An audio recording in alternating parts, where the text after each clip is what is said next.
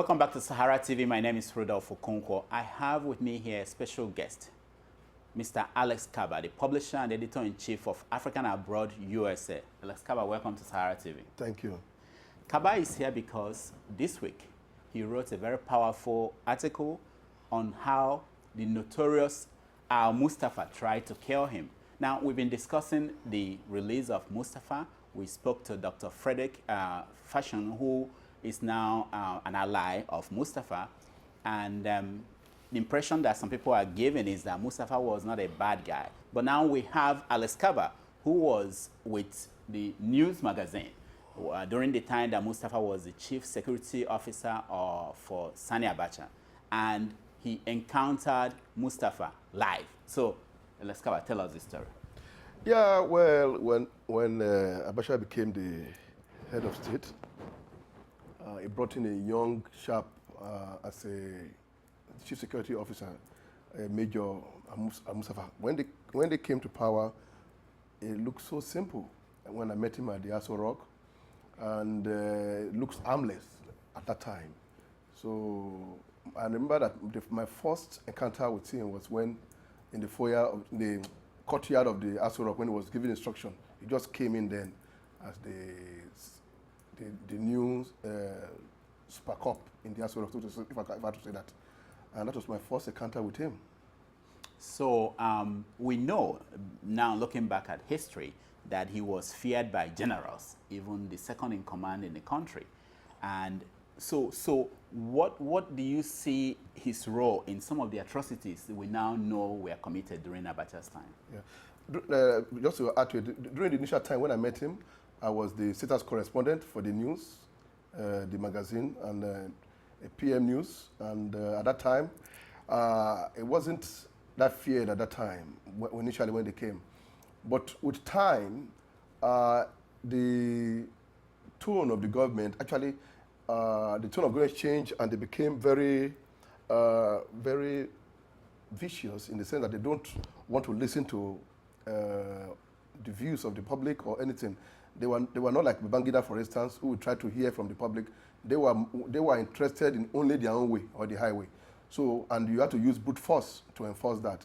And now the message got around that these people are not ready to brood nonsense.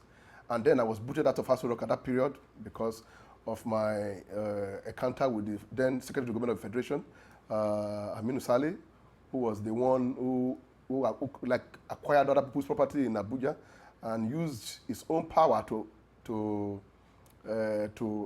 try to suppress the news, but we never allowed it. And in the encounter, when he saw me at the Aso Rock, during that period when we were writing a story about his land deal, he asked the SS guys to revoke my credentials, and they practically pursued me within the ground of the Aso Rock and removed my credentials physically from me as a consequence of his land deal. So, but at that time, it was Mustapha who was the face of the new government because of the fact that Abacha was kind of very, very withdrawn. It's not somebody that you see very often. So that was how people now realize that whatever Al-Mustapha tell the general is the will of Abacha, whether it's true or not. Mm. So, talk about physically meeting Mustapha. Can you remember encounters when you... Yeah, that's the only encounter I met. The encounters I told you, he looked harmless and he wasn't wearing uniform, he was in civis, and but he talked with authority, and the whole villa security at that time, when they didn't know, that at that time he was still new, so they didn't know him until later, when even then the reclusive Abacha was now withdrawing. We didn't know at the time because of his illness. So all things, military and government, was not coming through Al-Mustapha, a very young major like that at the time. Now, could you tell us about what happened to your colleague that was killed in Kaduna? Is it Kaduna? Yeah. Before we get to that, let me just tell you. Okay. Our relationship deteriorated between. Because then I was already out of Aso Rock, and I just want to tell you how the relationship between Abacha and the journalists in the media at the time. At the time, many journalists were not ready to write against Abacha. They were kind of scared. And I cannot even count two who were writing critical stories about the atrocities that have been committed by Abacha and his young major, Al-Mustapha. Now, some of them thought that we were on a suicide mission that time, because they were always arresting me and bringing out cook-up story about sedition story and trying me in so many courts. This recent this recent judge that was recently given a year to Talba, he was a magistrate that time. He was the one that was being used to try me as somebody who was disturbing government. And now there was a story that we wrote about Al-Mustapha. Al-Mustapha was using the central bank as a piggy bank. He would write memo instructing them that there was a salah going on, and the friends of the head of state, that is Abacha, were going to need salah gifts. So I stumbled on one of these memos, and in it, he demanded for about 100 million naira, so that I can use to buy gifts for the salah for the friends of the head of state that time, which Abacha. And when I got this story, I got how the memo, the check that was used to withdraw it, and this story was published in July of 1995. That was when all hell broke loose. Before, it used to be that they would go and try to show appearance of trying me in Kabba. They didn't try that one this time around. And I didn't even know that the story has come out and they put my name in the story. So we saw that story, that edition, it was my name was there. So just a full page story. All hell was broke loose. They told the New Nigeria Times to write a counter story. It didn't work. So they came for the kill at the Abuja Press Center. He sent in almost 20 soldiers, police, SSX, and all kind of security people. And they actually met me at the Abuja Press Center on that day when they came in July of 1995. They met me, and they came in the guise of looking for help from a journalist who care for the poor. And they said they're from Julobega, that they were being mistreated by Julobega, but they came undercover. So I told them I'm not Alex Kabba, because I saw the way they were behaving. They said, no, that Pojo outside is your car. You must be Alex. I said, no. So the guy brought out the gun. He wasn't wearing uniform, he brought out the gun, and the journalist and in the press, I told him, you can't bring out a gun here. You cannot bring a gun here. And in the ensuing thing, he ran outside. And we didn't know that they have a truck packed outside full with all these soldiers and all that kind of people. So my guys told me that I should jump back through the fence of the Abuja Press Center. And they pushed me. I jumped a very high fence, and I entered a taxi and I left the press center. It was then that I called a friend of mine, who I can reveal his name now because he's dead. For confidentiality, I wouldn't have mentioned him, but I will, because he was the one who told me that these people are from Aso Rock and that they were sent by Mustapha. That is Abidina Kumasi. He was the publisher of Today newspaper at the time. So he said, Alex, where are you now? I said, I'm on my way to Suleja. He said I shouldn't come back because they are from Villa. So, and I also called another guy again who was the chairman of NUJ, Ndamadu Sule. I said, Ndamadu, what's going on? He said they have called the commissioner of police at the time in Abuja, and he said he did not send anybody, he did not send any police or SSS to the press center. So from there, we will now realize that they should get back to the villa. We now realize it was Al-Mustapha who sent these people to come and kill me. So that is what happened that led me going to Lagos, and I couldn't even stay in Lagos before coming to the US. Now, my office, the news in Lagos, brought in a replacement, who's Bagada Kalto, to cover the beat for me. And Bagada is a very fine journalist, and he's a very cautious journalist, actually. And he has a compassion of Nigeria. And the people, many of the enemies of Nigeria, he did not hate him, because they say he was fraternizing with the Yoruba people, the Nadeko people. That how can he, an Hausa boy from Bauchi State then, but he's Gombe today, how can he be fraternizing with the enemies? He called the Nadeko people and the Yoruba people enemies of the North. So why will he be writing stories against the North? So that's what was driving the hunt for Baghdad at that time.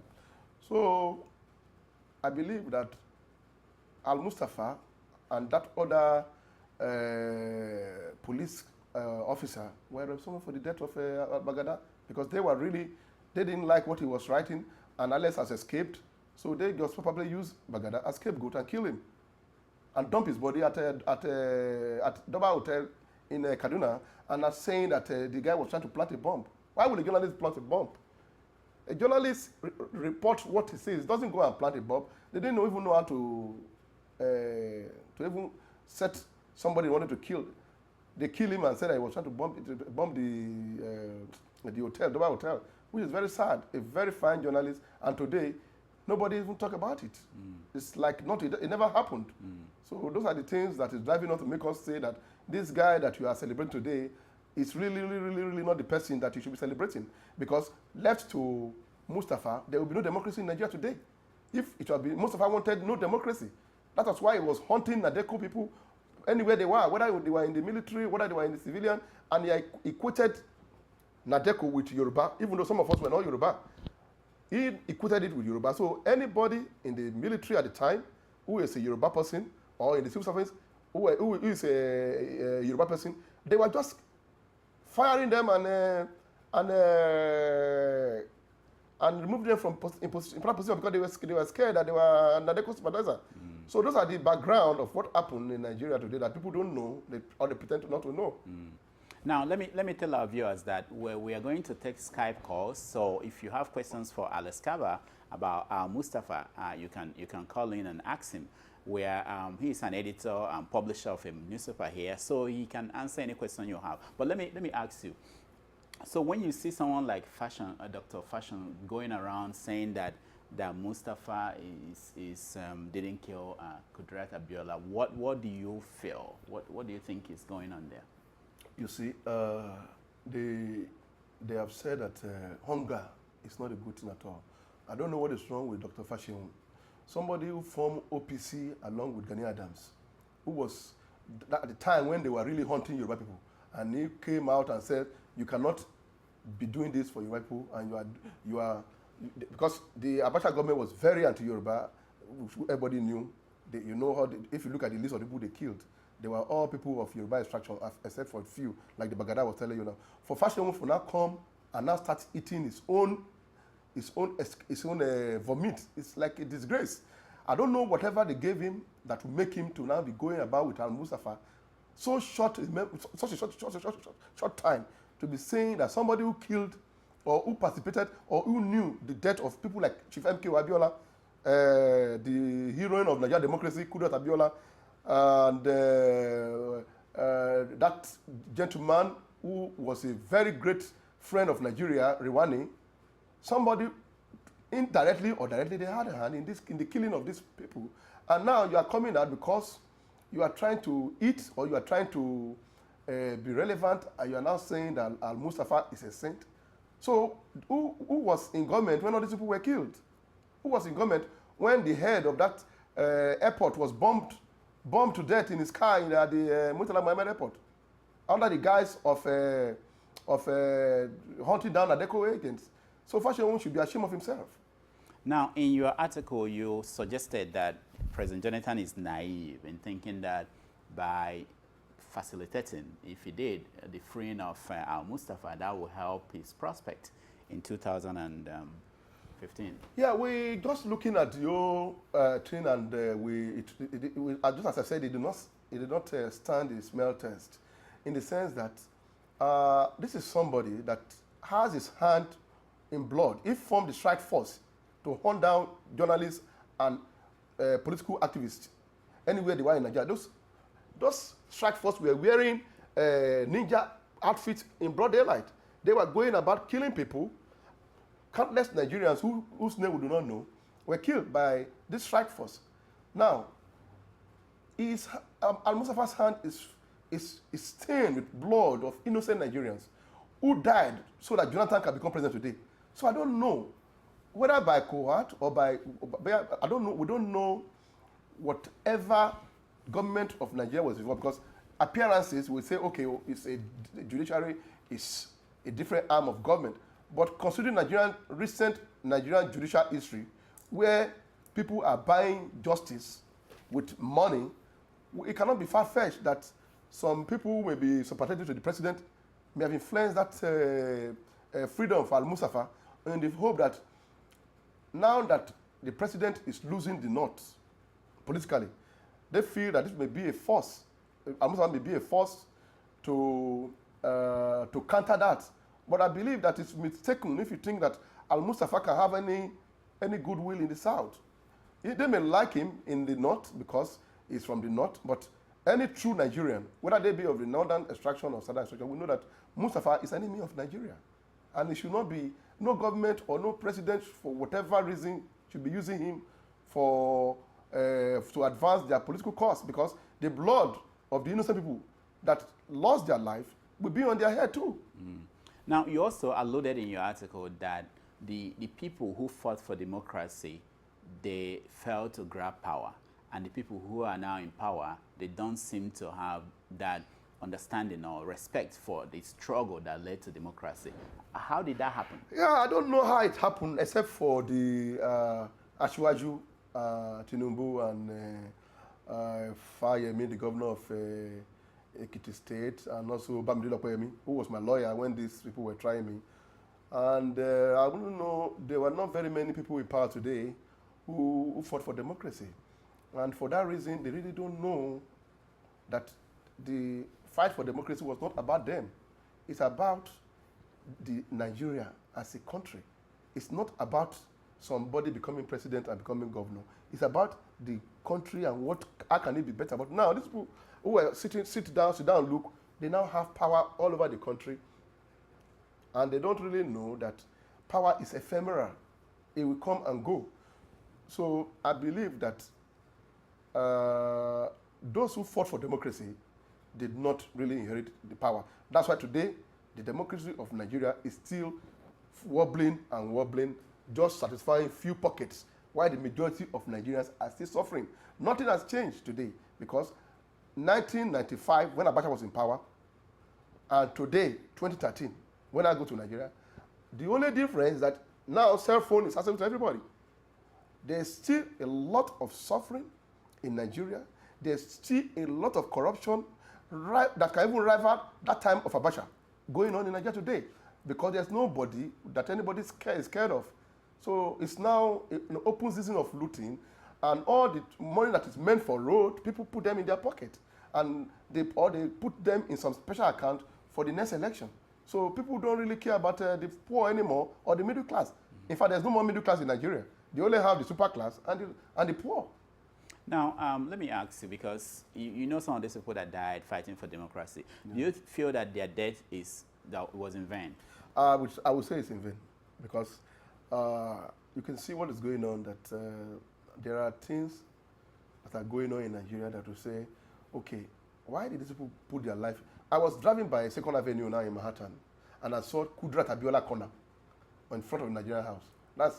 That corner was made to honor Kudrat because she was slain while fighting for Nigeria, for democracy. She wasn't fighting for southern Nigeria. She wasn't fighting for Yoruba people. She was fighting for Nigeria to have democracy from Taraba State to Lagos State.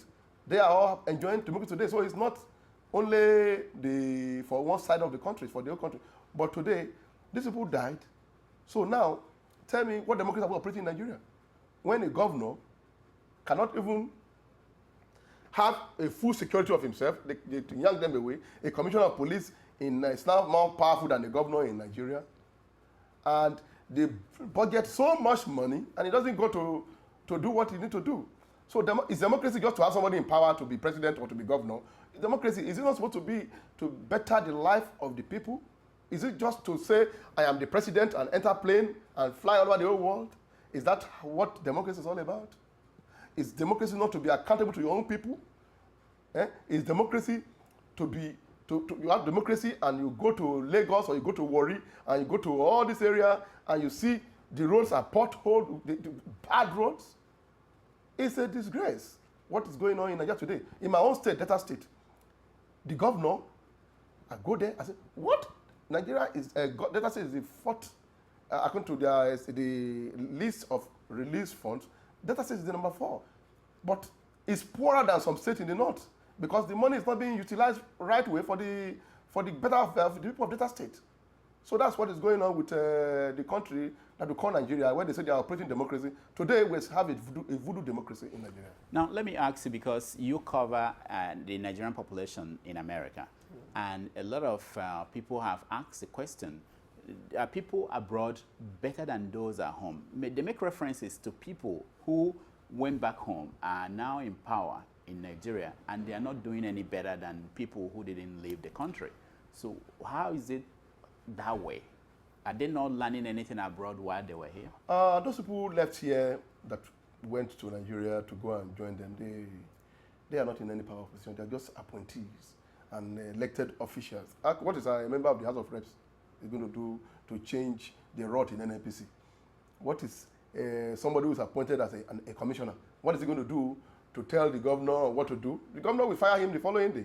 So there is a structural defect in Nigeria today, which always place more emphasis on the office itself, not on the people. That's why they kill themselves to become senators, to become governors, to become head of state, because they believe that if you are not there, it will not trickle down to other people, other member of the of Nigerian population, except you are in there. So it's only for you and your friends.